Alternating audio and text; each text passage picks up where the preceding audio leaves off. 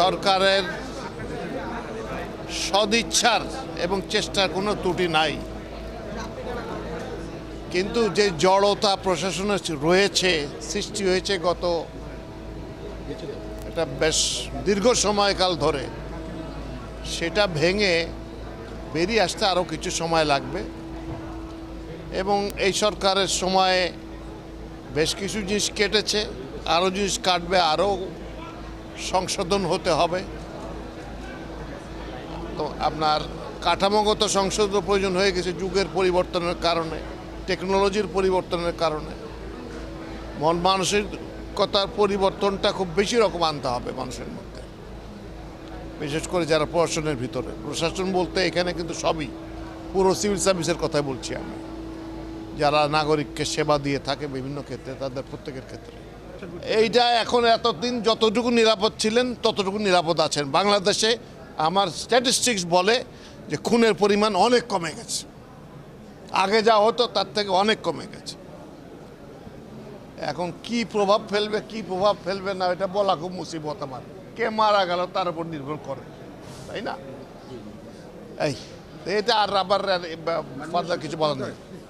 যদি সফলতা মানে এটা যদি আপনি বলেন যে এই সময় এইটা হলো না কেন, ওইটা হলো না কেন, তার সাথে সময়ের বললে আমি বলবো যে যথেষ্ট স্পিডে কাজ করেছে সরকার। অন্য একটা সাধারণ এটা যুদ্ধকালীন সরকারই বলা যায়। ইনফ্যাক্ট আমাদের প্রধান উপদেষ্টা সেইভাবে এটাকে বর্ণনা দিয়েছেন, যার জন্য হয়তো স্বাভাবিক সময়ে যে কাজটা আমরা 6 মাস কি 9 মাসে করতাম, সেটা এখানে 1.5 মাসে করতে হয়েছে, বাধ্য হয়ে করতে হয়েছে। তো তাতে কিছু ওভারসাইট থেকে যাওয়া এটা অস্বাভাবিক কিছু না।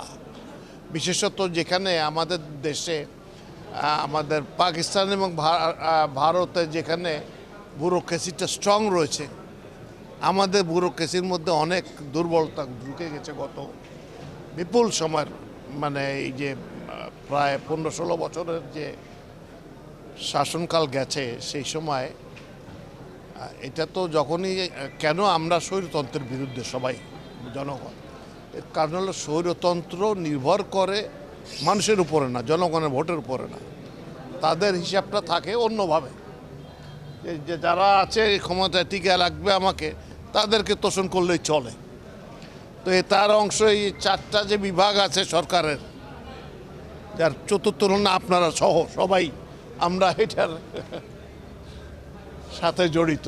আমরা সবাই যদি আমাদের সবাই দায়িত্ব পালন করতাম, তাহলে মনে হয় আমরা এতটা অবক্ষয় আমাদের জাতিগতভাবে হতো না।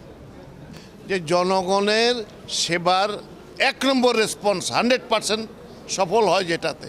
আপনি টেলিফোনে 1 কলে যারা রেসপন্ড করে, সেরকম একটা বাহিনীকে যদি তার যথাযোগ্য মর্যাদা, যথাযোগ্য ক্যাপাসিটি আমরা তৈরি করে না দিতে পারি, সেটা ব্যর্থতা যারা আমরা এটার সাথে সহযোগী আছে তাদের প্রত্যেককে নিবহন করতে হবে। তো এটার জন্য সরকারের সম্পূর্ণ সদিচ্ছা রয়েছে, এবং এই সময় লাস্ট সময় আমরা এটা চেষ্টা করে যাচ্ছি ইনশাল্লাহ, এবং ভবিষ্যতেও সরকার নিশ্চয়ই এদিকে মনোযোগ দেবে। যে সরকারের তো এক বিভাগে আমরা ইচ্ছা করলে করতে পারি না, এর সাথে আরও বহু লোক জড়িত আছেন। সংস্থাপনের সাথে কথা বলতে হবে, অর্থের সংশ্লেষ থাকতে হবে। অর্থের হিসাব যখন আসে তখন কোনটা কতটুকু ক্যাটাগরি আপনি করবেন, কাকে প্রায়োরিটি দিবেন, সেগুলো একটা ব্যাপার থাকে। ফলে সব মিলায়ে করতে গেলে হয়তো একটু সময় লেগেই যায়, এই আর কি। বিশ্বের যতগুলো উন্নত দেশ হয়েছে, সবগুলো যখন তৈরি হয়েছে কেউ পারফেক্ট ছিল না, কিন্তু মানব সম্পদ যদি আমরা তৈরি করতে পারি ডেডিকেটেড হয়ে, যেমন কোরিয়ানরা, মালয়েশিয়ানরা, সিঙ্গাপুরিয়ানরা, এরা বাংলাদেশে পড়াশোনা করে গেছে একসময়। তারা লেখাপড়া করতে বাংলাদেশে আসতো। আমি নিজে দেখেছি ইন্দোনেশিয়ার, মালয়েশিয়ার ডিজি যারা ছিল, তারা বলতো যে আমরা তোমাদের তেজগাঁও ফার্মে পড়াশোনা করেছি। তারা কৃষি শিখেছে এখান থেকে এসে। এখন তারা আমাদেরকে শিক্ষা দেয়, আমরা তাদের ওখানে ট্রেনিং নিতে চাই, কারণ আমরা জাতি তৈরি করতে পারি না, নিজেদের মধ্যে মারামারিতে ব্যস্ত আছি। আমি বড় না আপনি বড়, এটা নিয়ে যুদ্ধ করে গেছি। আপনি 1 নম্বর স্তম্ভ না, আমি 4 নম্বর স্তম্ভ, এই নিয়ে চিন্তা করে গেছি, এইটাই।